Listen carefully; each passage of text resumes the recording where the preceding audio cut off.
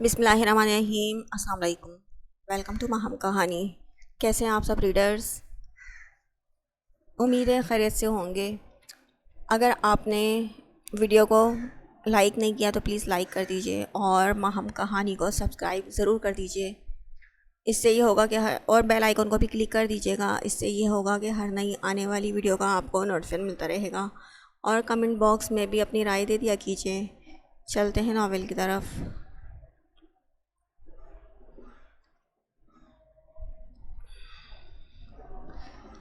میں جانتا ہوں تمہیں مجھ پر غصہ ہے، کیا اب تمہاری طبیعت ٹھیک ہے؟ وہ توجہ سے اسے دیکھنے لگا۔ حمالہ نفی میں سر ہلا گئی۔ اب نہیں ہوں ناراض، اور میں ٹھیک ہوں، حمالہ مدھم آواز میں بولی تھی، اور آج اس کی بات نہیں سمجھ پایا تھا۔ اس کی کلائی تھام کر ٹیمپریچر چیک کیا تو وہ واقعی نارمل تھا۔ میں جب جا رہا تھا تو تم بہت غصے میں تھی، اب اس تبدیلی کی وجہ جان سکتا ہوں؟ وہ کھانا چھوڑے اسی کو دیکھ رہا تھا۔ یعنی جب تک مطمئن نہیں ہونے والا تھا، سوال جواب جاری رہنے تھے۔ حمالہ نے شرمندگی سے پہلو بدلا۔ آپ چاہتے ہیں میں آپ پر غصہ کروں، ہر وقت جھگڑا کروں اور تنگ کروں تاکہ آپ مجھ سے زچ ہو کر مجھے چھوڑ دیں اور خانی مورے کی بات مان لیں؟ وہ خفگی سے اسے دیکھتی بے ساختہ بول گئی، پیٹ میں بات رکھنا آتی ہی نہیں تھی۔ اپنی فرما برداری کا راز بھی چند سوالوں پر کھول کر رکھ دیا تھا۔ تمہیں ڈر ہے میں تمہیں چھوڑ دوں گا، یا حیرت کہیں تمہیں مجھ سے محبت تو نہیں ہو گئی؟ وہ مسکراہٹ دبا کر اس کی طرف جھکتا سوال کر رہا تھا۔ حمالہ کا چہرہ سرخ ہو گیا، اٹھ کر دوسری پلیٹ بھی اوون سے نکالی اور ٹیبل پر رکھ کر بیٹھی۔ اگر ہو بھی جائے تو کوئی غلط بات نہیں ہے، کچھ توقف کے بعد بولتی۔ وہ نظریں چرا رہی تھی۔ بریانی کا چمچ منہ تک لے جاتے اور ہاتھ کا ہاتھ فضا میں ہی رک گیا۔ تو کیا میں ہاں سمجھ لوں؟ مطلب تمہاری ناراضگی، غصہ اور نفرت وہ سب ہار گئے؟ میں سمجھ لوں میری محبت جیت گئی ہے؟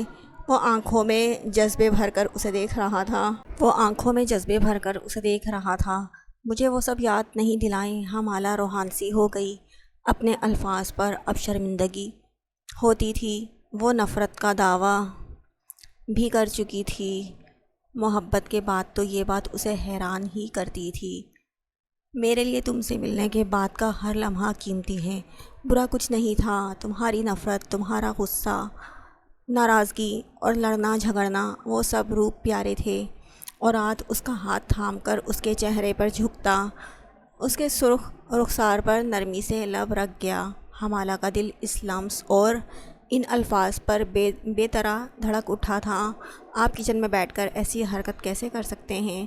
حویلی میں سب لوگ موجود ہیں، کوئی بھی آ سکتا ہے۔ وہ اس سے ہاتھ چھڑوا کر گھبرائے ہوئے انداز میں یہاں وہاں دیکھنے لگی۔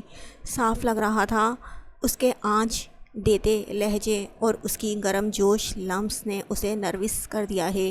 اسے سمجھاتی وہ حد بندی کر رہی تھی، میں کہیں بھی بیٹھ کر یہ حرکت کر سکتا ہوں، کوئی مجھے نہیں روک سکتا۔ مجھے حویلی والوں کا ڈراوا مت دو، سب جانتے ہیں تم میری ڈیئرسٹ وائف ہو۔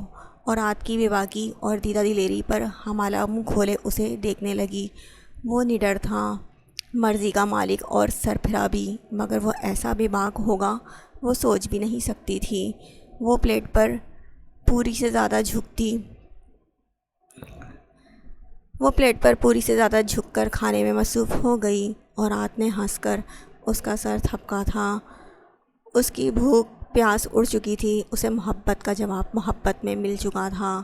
اس نے حمالہ کی نفرت کو ہرا دیا تھا۔ اسے لگا وہ بہت امیر ہو گیا ہے۔ اس کا دل چاہا حمالہ کو سامنے بٹھا کر دیکھتا رہے۔ آپ کو ایک بات بتاؤں؟ حمالہ نے اچانک بے چینی سے اس کے قریب کھسکتے ہوئے سوال کیا۔ فوق سے کباب کھاتے اور آت نے سر ہلا کر اجازت دی۔ آج میں نے حمینہ کے بارے میں بہت عجیب بات سنی۔ ہماری حویلی کی دونوں بڑی عورتیں اتنی بے رحم کیوں ہیں؟ حمالہ سرگوشی جیسے انداز میں افسوس سے بول رہی تھی۔ کیا مطلب؟ اور آج بے ساختہ متوجہ ہوا۔ حمالہ نے ثنا بیگم سے سنی ساری بات دہرا دی۔ حمینہ کی ناجائز بچی اور حالات کے بارے میں سن کر اور آج ٹھٹک گیا۔ حمالہ یہ بات دوبارہ کسی کے سامنے مت دہرانا، یہ سب ہماری بڑی عورتوں کے وہم ہیں اور کچھ نہیں۔ تم ان باتوں پر توجہ مت دیا کرو۔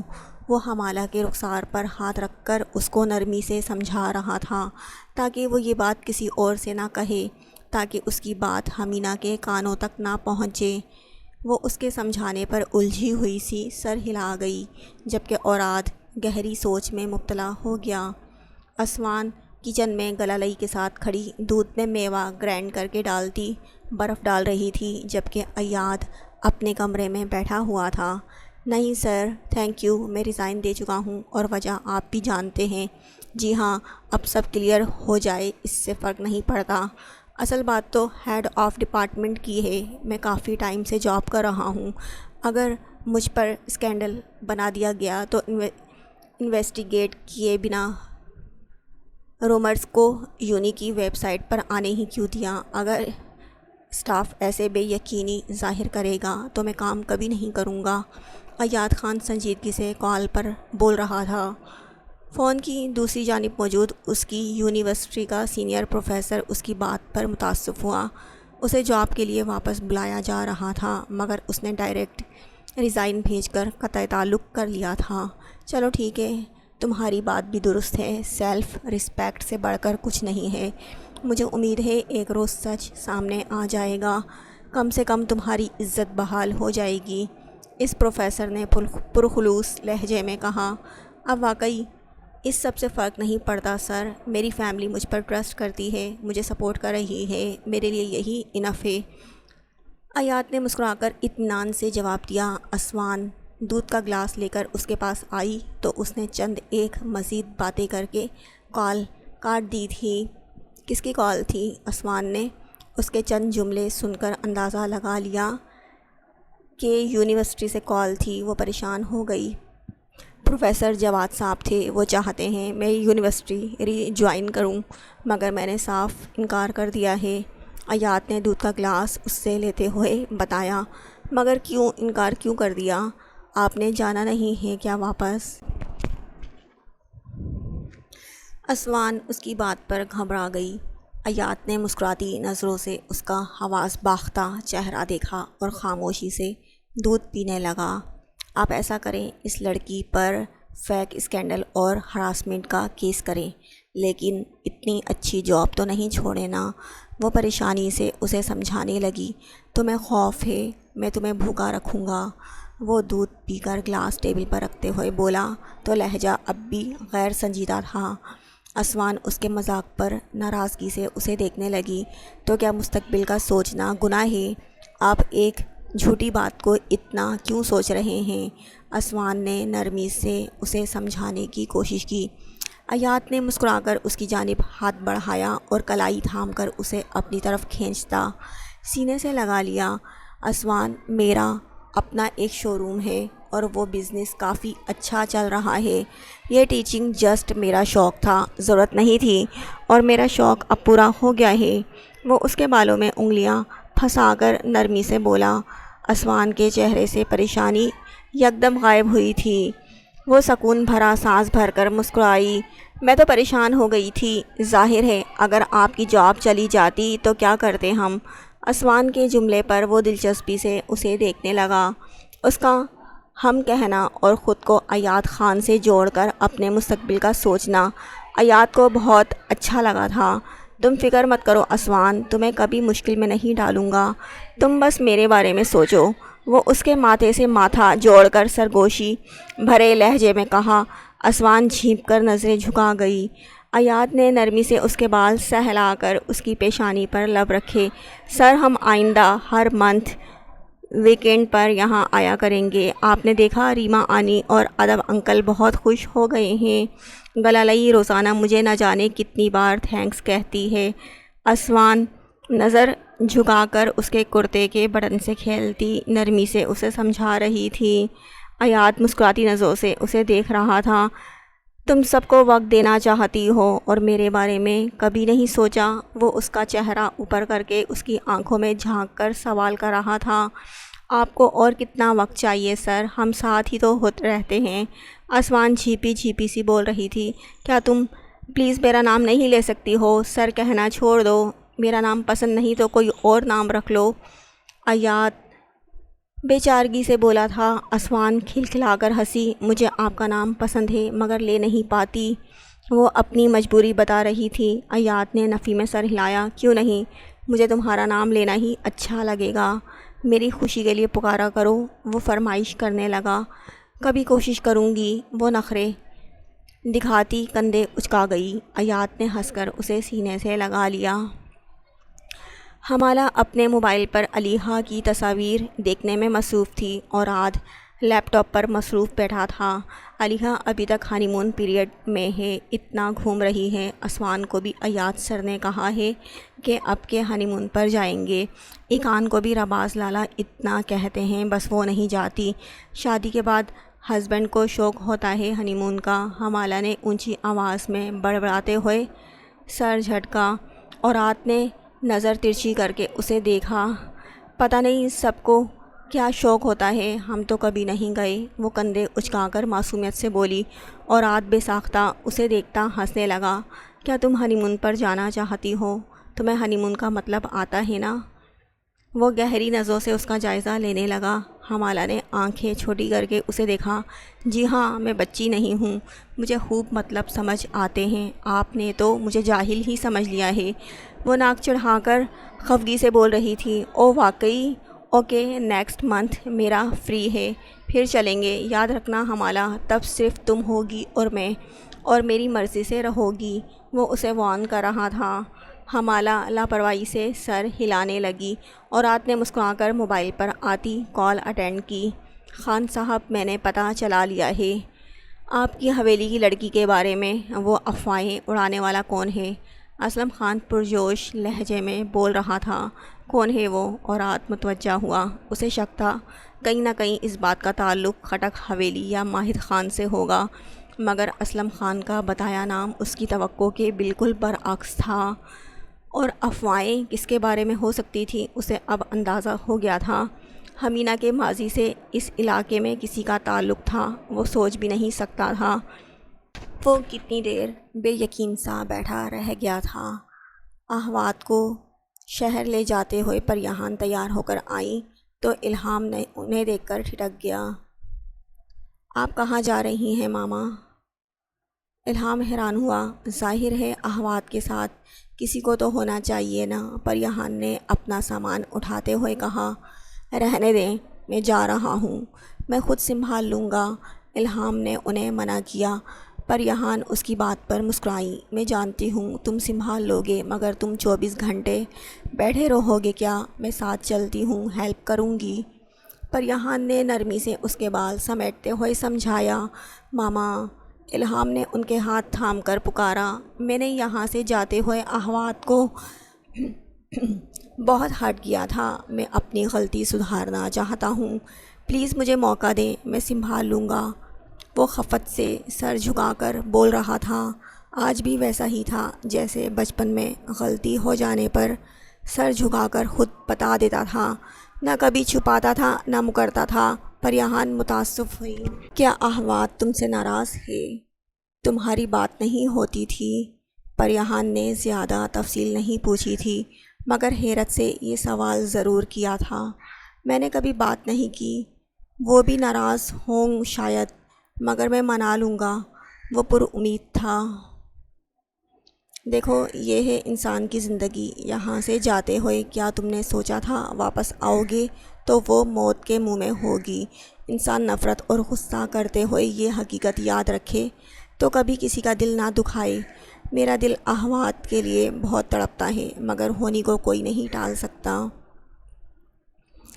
تم نہیں جانتے، انسان نفرت اور غصہ کرتے ہوئے یہ حقیقت یاد رکھے تو کبھی کسی کا دل نہ دکھائے۔ میرا دل احوات کے لیے بہت تڑپتا ہے، مگر ہونی کو کوئی نہیں ٹال سکتا۔ ہم نہیں جانتے اس کا وقت کب ختم ہو جائے۔ تمہیں موقع ملا ہے، مگر وقت کتنا مختصر ہے تم نہیں جانتے۔ کاش تم اسے دکھی کرتے ہوئے یہ بات سوچ لیتے کہ اگر دوبارہ کبھی نہ ملے تو معافی کیسے مانگو گے۔ پریحان اداسی سے بولتی چلی گئی۔ الہام دم سادے کھڑا ہوا تھا، اپنا رویہ گلے میں پھندے کی طرح پھنس چکا تھا۔ ازالہ کرنے ہی تو آیا تھا، مگر اب اس کا وقت کم ہونے سے ڈر رہا ہوں، اب اس کی موت سے ڈر رہا تھا۔ سر جھکائے ہاسپٹل پہنچا۔ احوات جاگی ہوئی تھی۔ اسے سامنے دیکھ کر اس کے چہرے پر پہلا تاثر حیرت تھا اور دوسرا پریشانی۔ وہ گھبرا کر پہلو بدلنے لگی۔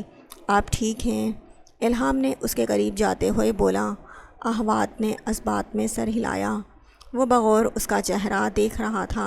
بے رنگ چہرے پر خشک سفید ہونٹ اور کمزور چہرہ، ناگوش میں انتہا کی کشش اور نزاکت تھی، مگر ایک مرتے ہوئے انسان کو دیکھنا آسان نہیں تھا۔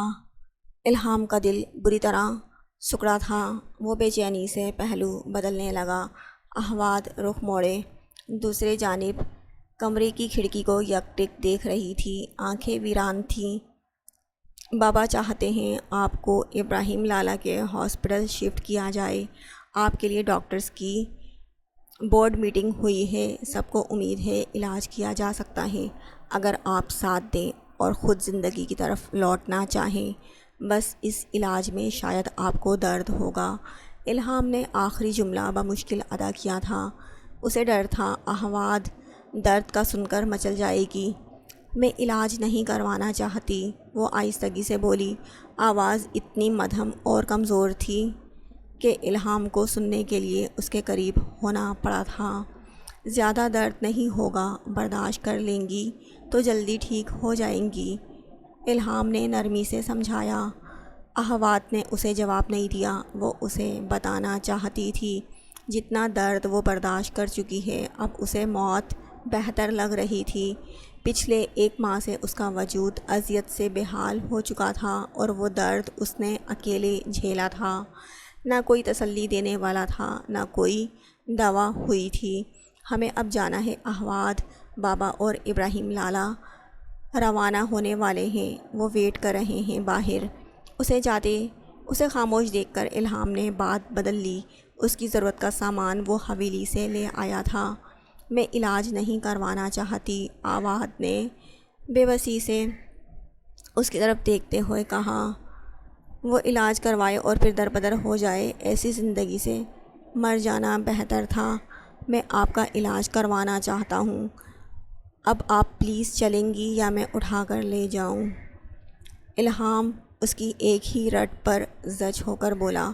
احوات کی حیران نظریں اس کے چہرے پر جم گئیں۔ آپ کس حق سے مجھے ہاتھ لگائیں گی؟ ہمارے درمیان کوئی رشتہ نہیں ہے، میری زندگی پر میرا حق ہے، میں اپنی بیماری سے خوش ہوں، احوات نے سنجیدگی سے کہا اور رخ پھیر لیا۔ اس کا سانس پھول چکا تھا، رنگت بالکل زرد ہو چکی تھی۔ الہام اس کے الفاظ پر خاموش نظروں سے اسے دیکھ رہا تھا۔ وہ اسے اس کی حد یاد دلا رہی تھی، وہی حد جو جاتے ہوئے وہ جتا کر گیا تھا۔ اس نے احوات کو جو الفاظ بولے تھے وہ اس سے کہیں زیادہ سخت تھے۔ الہام کی حالت خراب ہونے لگی۔ وہ ابھی سے دل برداشتہ ہو رہا تھا، کیسے اس کی ناراضگی برداشت کرے گا؟ وہ ضبط سے لب بھینچ گیا۔ ابراہیم کی کال آ رہی تھی۔ اس نے کال اٹینڈ کی۔ الہام کیا بات ہے؟ دیر ہو جائے گی یار، ہمیں گھر پہنچتے پہنچتے بھی دیر ہو جائے گی، اور اگر سفر سے احوات کی طبیعت خراب ہوئی تو آگے ہاسپٹل جانا پڑے گا۔ ابراہیم کی بات پر اس نے نظر احوات پر ڈالی۔ وہ اب بھی رخ موڑے انجان سی بنی بیٹھی تھی۔ جی آ رہا ہوں، کوئی مسئلہ نہیں ہے، آپ روانہ ہوں، میں بس ہاسپٹل سے نکل رہا ہوں، الہام نے انہیں جانے کا کہا اور کال کاٹ کر موبائل پاکٹ میں رکھا۔ احوات نے لیٹنے کی کوشش کی مگر وہ اس کی کمزور کلائیوں کو اپنے مضبوط گرفت میں لیتا اسے واپس بٹھا گیا۔ پلیز میں واپس جانا چاہتی ہوں، احوات نے بے بسی سے التجا کی۔ وہ اسے اپنی حالت نہیں بتا سکتی تھی اور وہ اس کی بات ماننے کی پوزیشن میں بھی نہیں تھی۔ آئی ایم سوری، میں نے بہت برا کیا آپ کے ساتھ، غصے میں بہت کچھ ایسا بولا جو برداشت کے قابل نہیں تھا اور مجھے اس بات کی بہت شرمندگی ہے، لیکن اب میں آپ کی بات نہیں مان سکتا، وہ معذرت بھرے لہجے میں بولتا۔ اس کے سرہانے پڑی چادر اٹھا کر اس پر پھیلا گیا۔ احوات کی بے بسی سے آنکھیں بھر آئیں۔ مجھے بس اپنی زندگی اپنی مرضی سے جینے کا حق چاہیے، میں آپ کی باتیں بھول چکی ہوں، وہ چادر مٹھیوں میں دبائے نم آواز میں بولی۔ لاغر وجود اب مزید سفر یا علاج کے قابل نہیں رہا تھا۔ وہ یہ بات محسوس کر سکتی تھی مگر وہ یہ بات کسی کو سمجھا نہیں پا رہی تھی۔ اسے آسان موت چاہیے تھی اور علاج اسے مشکل میں ڈال رہا تھا۔ احواد، میں آپ سے وعدہ کرتا ہوں آپ ایک بار ٹھیک ہو جائیں پھر آپ کی زندگی پر آپ پلیز میری بات مان لیں، میں آپ کو ایسے مرنے نہیں دے سکتا، آپ کو ٹھیک ہونا ہوگا، پلیز احواد ضد نہیں کریں، مجھے معاف کر دیں۔ الہام اس کے سامنے ہاتھ جوڑتا رو پڑا تھا۔ احواد ساکت سی اسے دیکھنے لگی۔